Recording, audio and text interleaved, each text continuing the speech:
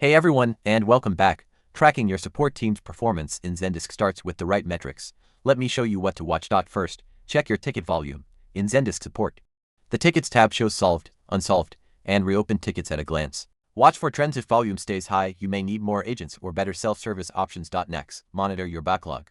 Tickets in new, open, pending, or on hold status are your active workload.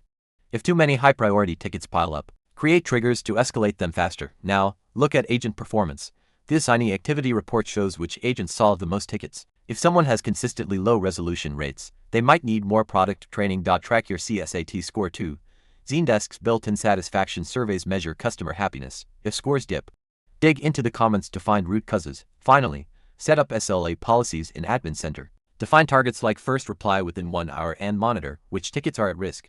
Advanced settings even let you track updates through internal notes, not just public replies. And that's it. With these metrics, ticket volume, backlog, agent, activity, CSAT, and SLA compliance, you can spot issues early and keep your team performing at its best. If you use Zendesk for support, let me know your favorite report in the comments. See you in the next one.